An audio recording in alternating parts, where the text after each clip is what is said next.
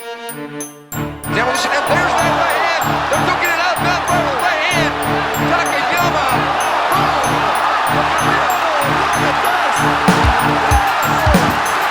Green trunks for the southpaw, the notorious Conor McGregor. Black trunks for the champion, Jose Aldo Jr. Conor relaxed, smiling. Oh! Nate Diaz, you just shook up the world. How's that feel? Hey, I'm not surprised.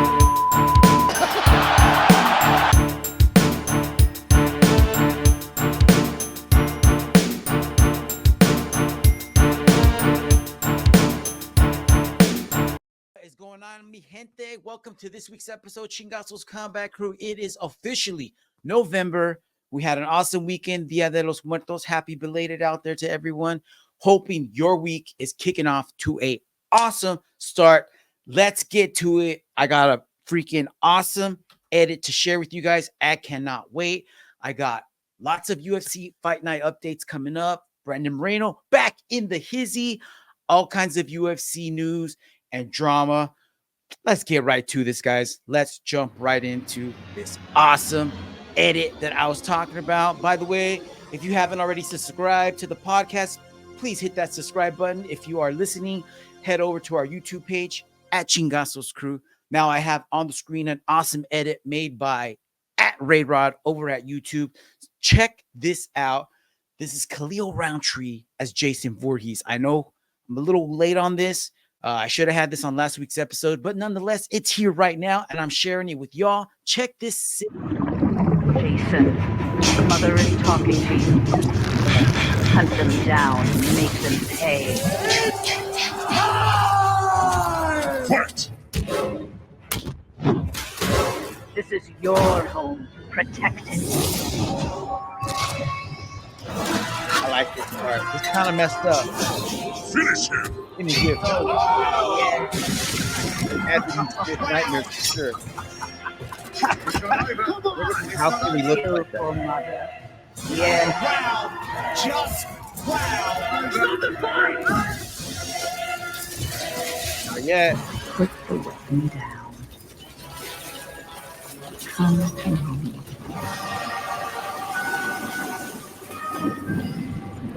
That was sick. That was awesome. If you don't know the backstory, Anthony Smith had to fight an intruder in his house and went toe-to-toe with him in his living room. So that's where that came from. But Khalil Roundtree also put a major ass whooping on that ass. So let's keep the show going.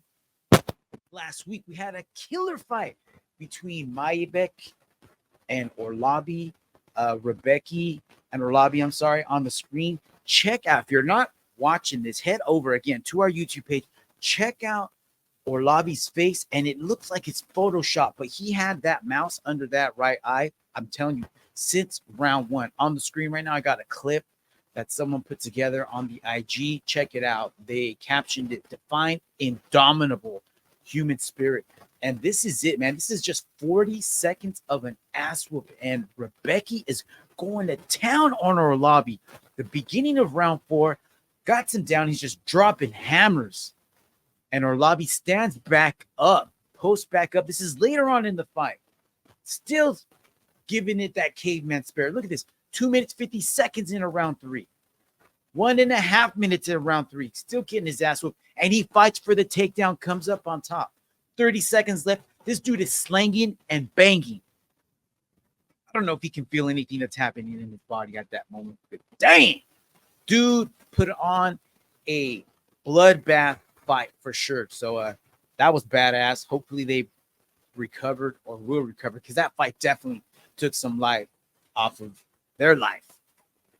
Check this out on the screen, man. So this is a cool little interesting fact from my boy Todd. But this is straight from Dricus Duplessis' coach, I believe. 3 athletes that started their UFC career around the same time. So I have on the screen these 3 individuals that started their UFC career back in 2020, not all on the same card, at different times throughout the year. And these 3 individuals have now become UFC champions. On the screen, Dricus Duplessis, Tom Aspinall, and now Ilia Topuria. What do you say about that? So Congrats, says the tweet goes on to say, congrats to Ilya on a phenomenal performance. And it says, we want Khamzat next in February. Prepare to be amazed once again. So that's straight from Dricus du Plessis. So, all right. So on the screen, I got the middleweight rankings, top 3. Dricus obviously is the champ, followed by Sean Strickland, Israel Adesanya, and Khamzat Chimaev, moving all the way up from number 10 all the way up to number 3, skyrocketing into the top 5. Now check out what Dricus du Plessis had to say via Radio Rhapsody.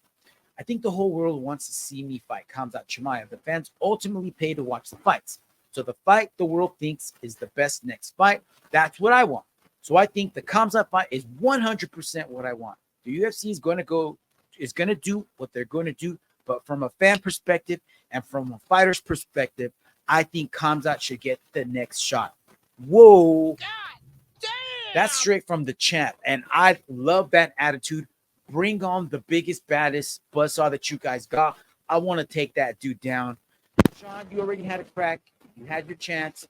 Step back in line. Have a amazing performance, and then we'll talk about giving you a title shot. Or you could take on the winner. But I think after what Khamzat did to Bobby Knuckles in less than a round, amazed, bro. Amazed. I like this Khamzat, and I think the matchup between him and Dricus would be amazing. Just 2 hurricanes going at each other. And the hurricane that gets tired the quickest is going to lose. So, moving on. Check this out. UFC 312. This is a fan-made card. I pulled it straight off of Reddit. I'm not 100% on board with all of the fights. Actually, I'm on board with all of them except for one. I'm willing to sacrifice Volk, I guess. I don't want that to happen, but if that's what we got to do to make this card happen, I'm down. Starting from the main event, working our way down. Again, this is a fan-made card, nothing official. Ilia Topuria, Alexander Volkanovski for the featherweight draft. They want to run that back. Co-main event, Dricus du Plessis, Khamzat Chimaev. What the Yes, fuck? yes, please. Sean Strickland, Israel Adesanya. Not the Ooh, that would be sick. That would be sick. Dan Hooker taking on Renato Moicano. Oh, yeah, baby. Heck yeah. And then to start the card off, Kamaru Usman taking on JDM, Jack Della Maddalena. I know Fonzo would be in on that fight. And I'll have some more to say about at least one of these guys in just a little bit. All right. So speaking of Khamzat Chimaev, man, I have on the screen shots from, actually, that's a total pun intended, double leg shots taken by Khamzat Chimaev in his 1, 2, 3, 4 last fights. And in each of these fights, I don't even know if he set this up. He just pretty much shoots from halfway across the cage, and nobody in the UFC, not Robert Whittaker, not Kamaru Usman, not anybody has been able to stop this. Sean Strickland, nobody, man. I mean, eventually they were able to get back up, but no, not even Sean Strickland. What am I talking about? I'm getting him confused. But nobody has been able to solve this puzzle yet. And everyone thinks that they can, but they just can't. So let's see what happens, man. You think DDP can do it? What do you guys think, man? I don't know how. If Khamzat can't get that fight done within 1 round or 2, it's going to get super interesting, especially if his gas tank starts to deplete like he's shown in the past.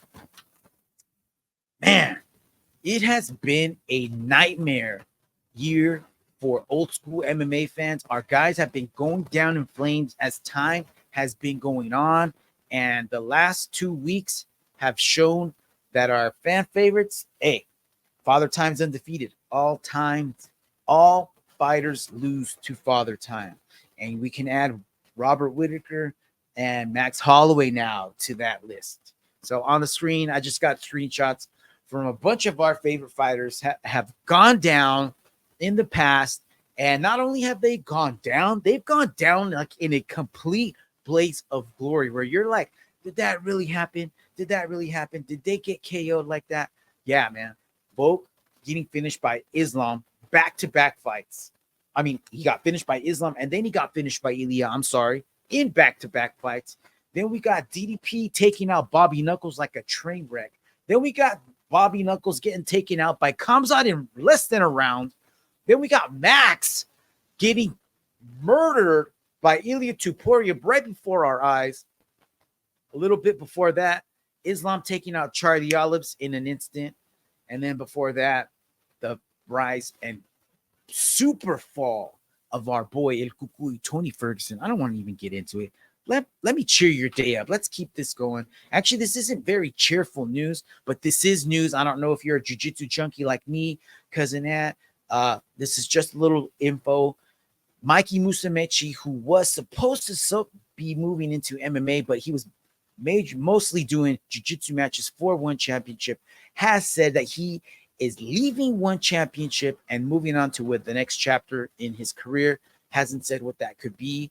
I would imagine that One Championship throwing Mikey under the bus, making him cut weight for a way smaller opponent than he was preparing for.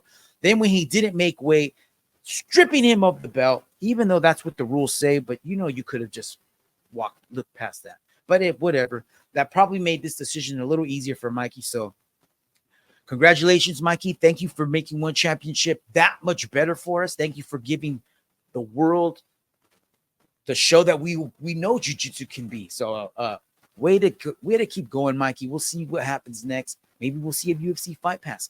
Maybe we'll see him at CGI. All right, staying on the One Championship theme.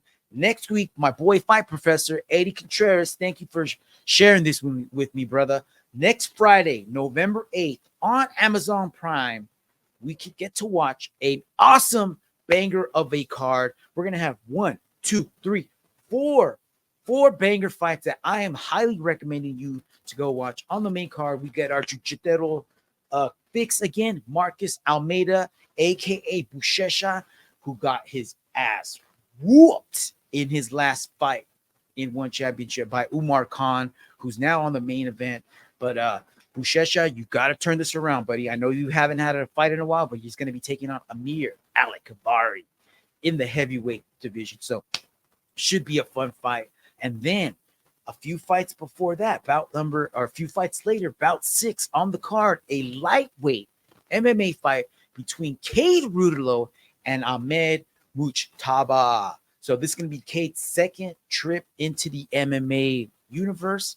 Let's see what he does. I don't know much about Ahmed, but I do know that he has a lot of experience. So we'll see what happens, man. See if he can mix in that jiu-jitsu and show off his striking. I know he looked a little not overwhelmed, but maybe he was a little anxious when he came in, when he first fought, because he kind of emptied the gas tank and slowly started to slow down. But that's not Cade. So I would imagine he's going to bounce back and he's going to put on a show this time around. I didn't mark it, but also Adriano Moraes, you guys remember, was the first guy to beat Demetrius Johnson in One Championship. He's going to be taking on Danny Kingad, in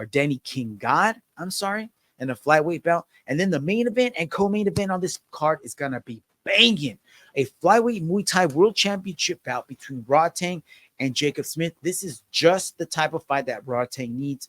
Rodtang, I need you to take it easy. Don't take any damage and just beat the dog shit out of this guy. And that's enough for me, bro. And then the main event, man. Anatoly Malikian taking on Umar Khan. This should be fun while it lasts. And I would love to see Anatoly head overseas and jump into the UFC. Anatoly is a sick fighter. He is One Championship's heavyweight, light heavyweight, and I even think middleweight champ, if I'm not sure, because he did beat RDR, who's now in the UFC. But maybe I'm mistaken. Maybe it was RDR that moved up and tried to take his light heavyweight belt away from him. All right. Next story. Check this out.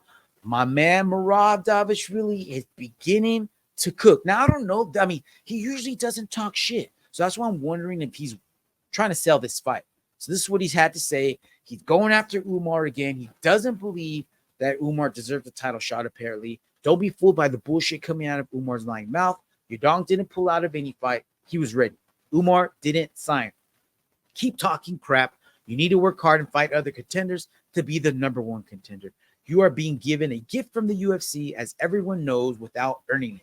I can't wait to smash your face and every lying word that comes out of that mouth when your time comes. Whoa. So that's Merab. And then Umar didn't hesitate to chime back in. So he says, what's the point of your words if there's no action behind them? I don't have a scheduled fight right now. Your dog is ready to fight in January. If you're not going to defend the title, I'll take this fight to earn money and make a name for myself. This is also Umar. I'm ready to fight anyone the UFC offers me because I want to be the best. A champion is someone who's the strongest, who's willing to fight anyone, not someone who picks and chooses who's earned it or who still needs to prove himself. I don't want to disrespect Merab, but if I somehow did, then I have no problem apologizing. He's someone who came up from the very bottom and became a champion. His journey deserves respect. He's a true hard worker. Between him and me, it's only about the championship belt. There's no reason for any insults. When our fight is scheduled, we'll find out who's stronger, and that's all there is to it. So we'll see what happens. Merab's pretty much got it set that if he doesn't fight Merab in December or January, then he's probably not going to fight Merab until December. So only time will tell. Only time will tell. So if you did not hear this news, sorry to scare you if you're watching this. If you're not and you do want to get scared, again, head over to our YouTube page at Chingasos Crew and check out what the freak happened to Belal Muhammad's foot. I don't know what type of infection that is, but that is nasty, bro. You need to get some soap. You need some aloe vera. You need some tea tree oil. You need to treat your gym right, bro. That is disgusting. Apparently, he got some type of infection in his foot, had to get surgery. Looks like they stitched it up, man. That's like a Frankenstein toe, bro. Hopefully you're not eating your breakfast out there, guys. But because of this injury, he is now going to has no choice but to remove himself from UFC 310, and the UFC scrambling to fight a replacement. I mean, we got what's today? The 5th, the 4th. You know what I mean? We got 32 days until. This is not the optimum time for someone to come in, but this is such a big fight that I bet you someone's going to step up. And there's already been a couple of names in the top 5 of the UFC. Actually, not even top 5, because Ian Machado, I think, is only at number 8 or 9. We'll get to that in just his official ranking in just a bit. But Ian Machado, Gary, who's already preparing for a fight, has thrown his name in the hat. It's like, yo, bro, if you need someone to fight Shavkat, I'll fight Shavkat for an interim belt. But also at the same time, Kamaru Usman, he's like, yo, bro, no, not today. Don't be cutting the line. I'm still the second-ranked fighter, best-ranked fighter in the UFC, right behind Leon Edwards. So give me this crack.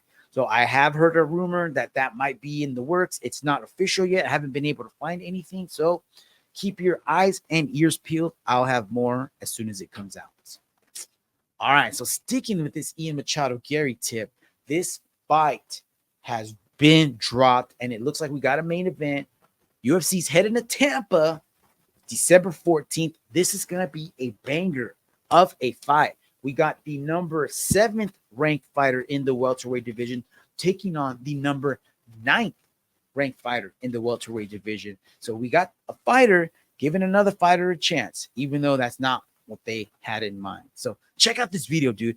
I know I haven't been a Joaquin Buckley fan because of what he says after his fight in his interviews, but his social media game is on point, man. I love this. If you're not a fan, follow him. Numanza94 on Instagram, on X, but check out this video. This is so good. I'm fighting 8 in the world. Why would I look down when I'm going this way? Yeah. Right. But why would I go backwards when I'm trying to be the best in the world? Because I got a that name. does not. I don't give a fuck if you got a name. Damn. If your ranking's not higher than mine, not to. Damn, that's crazy. Order for Buck. Oh shit, man, I've been waiting on my chicken nuggets. I knew you was a bitch from the first day. Being Connor's clone, how you got brought up in the first place. I'm a fan, bro. I'm pulling for you. I hope you put this dude's lights out and you take his number 7 ranking. Let's go. Buckley train, all aboard. All right. Next story. Check this out. 2025 is looking good, my gente. Islam Makhachev versus Armando Sarukian, part 2. Coming to the West Coast, January 18th-ish, it's looking like. And the UFC might be christening the LA Clippers' new arena if it gets done in time, apparently, or if it is done already. But that's what's going to happen. UFC, 311? I think, yeah, there it says on the screen. Why am I even trying to think when it's right there? But yeah, man, the main event, that is going to be a cooker of a fight. I cannot wait for that. That is awesome. Looks like it's a little after our boy Eddie's birthday. So happy belated birthday there, but it's not yet. So happy early birthday, my man. All right. Choo choo. I know I was just talking about jumping on the Joaquin Buckley train, but I've been on this dude's train for a little while here.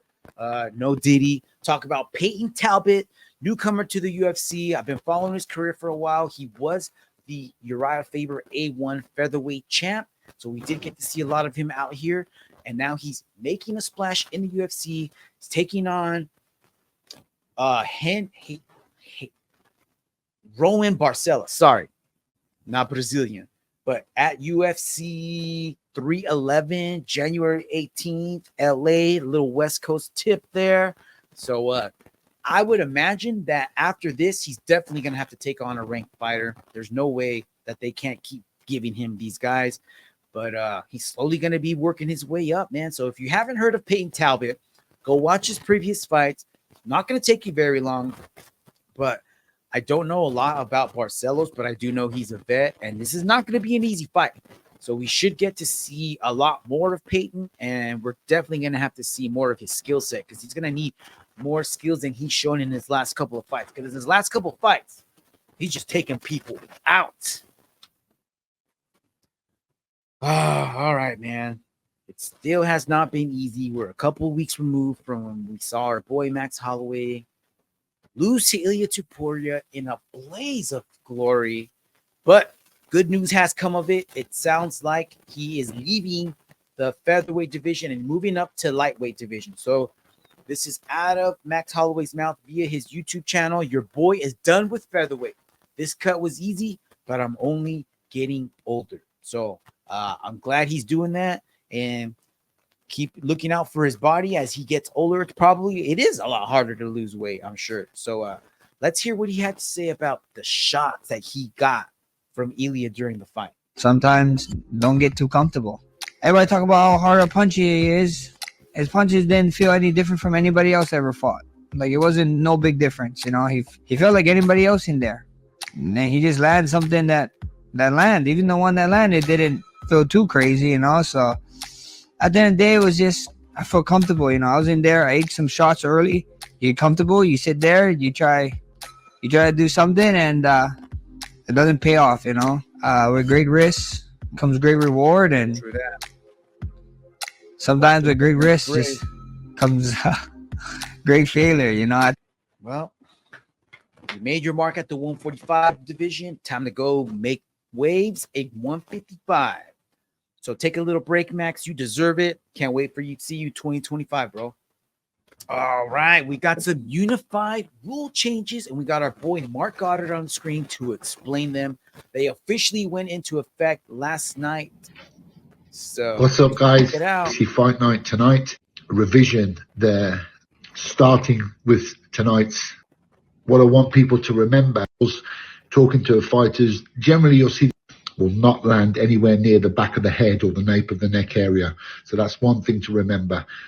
The second, starting with tonight's event, the 12-6 elbow, which was always a foul under unified rules, is now removed. So any motion of the elbow in any position is now allowed.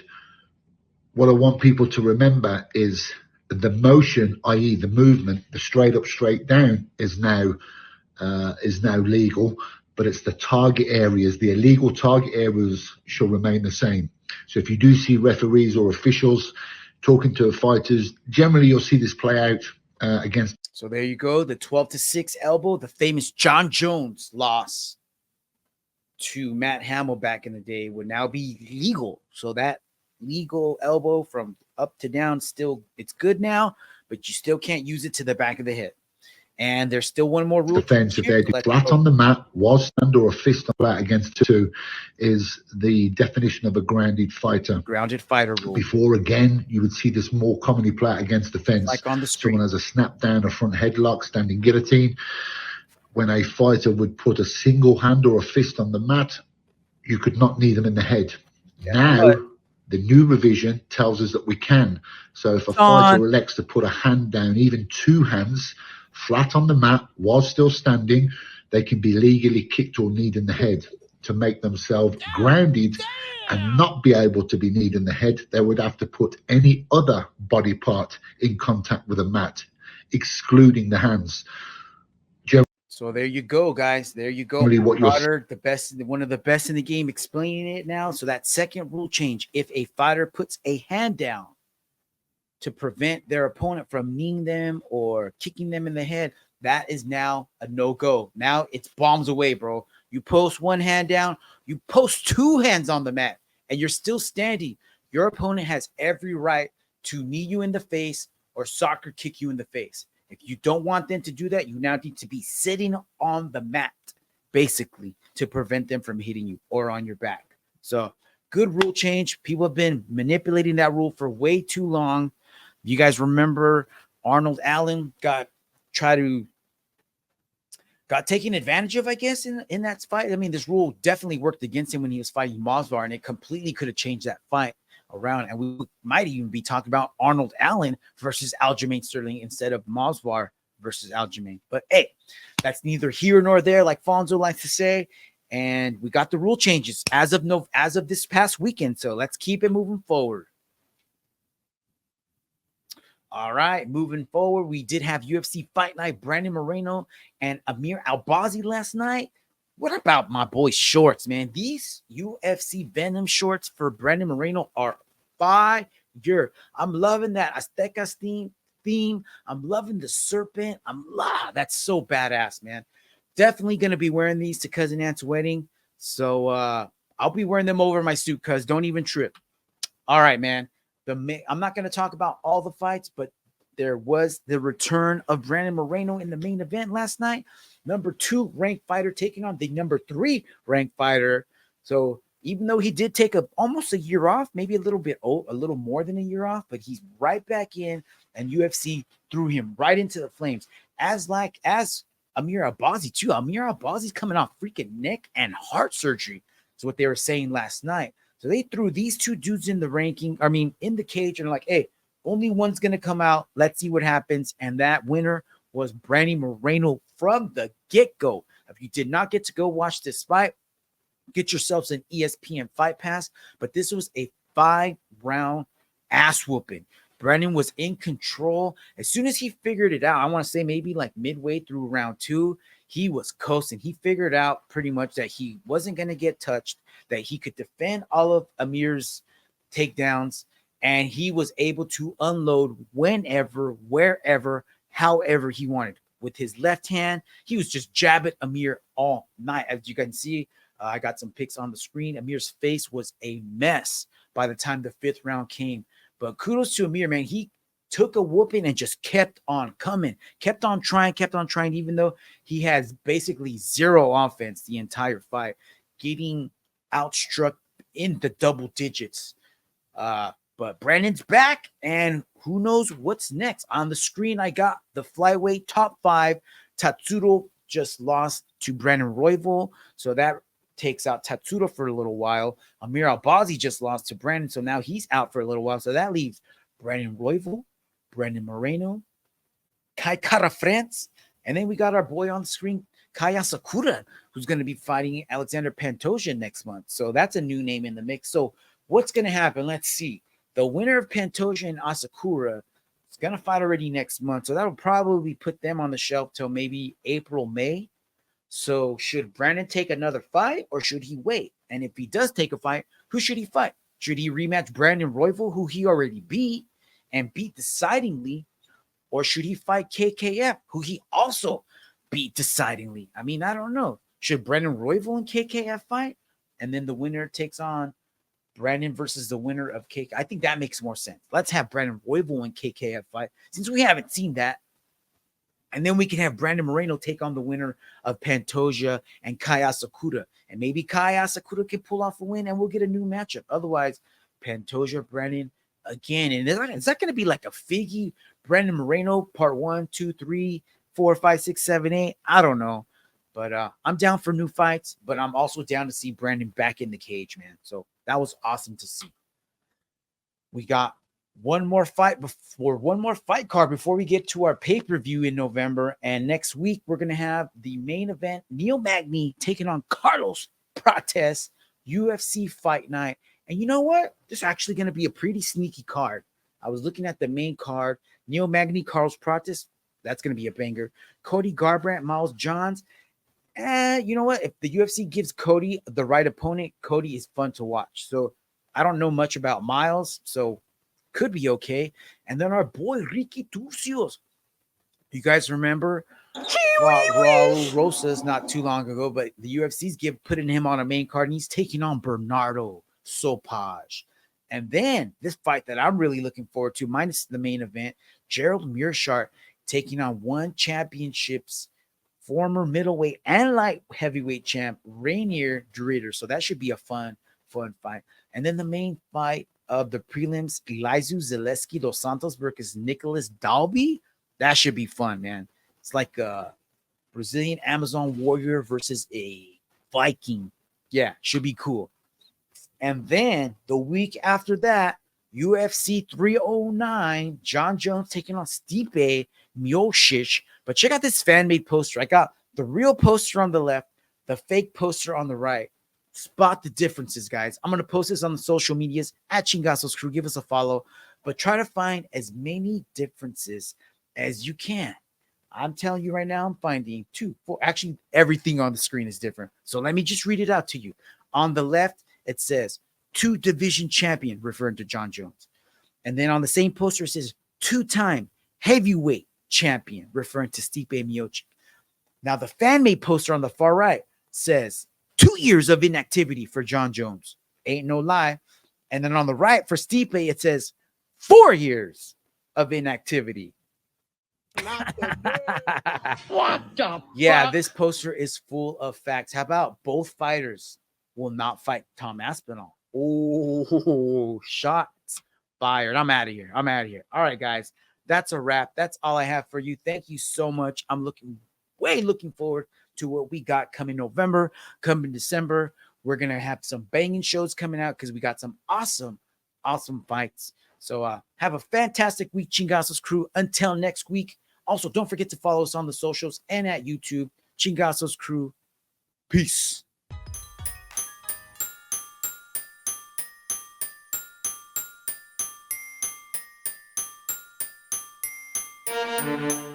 Demolition, and there's that right hand. They're duking it out. Mount Barber right hand. Takayama.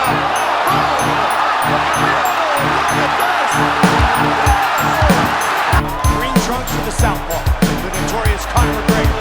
Black trunks for the champion, Jose Aldo Jr. Conor relaxed, smiling. Oh! Nate Diaz, he just shook up the world. How's that feel? Hey, I'm not surprised.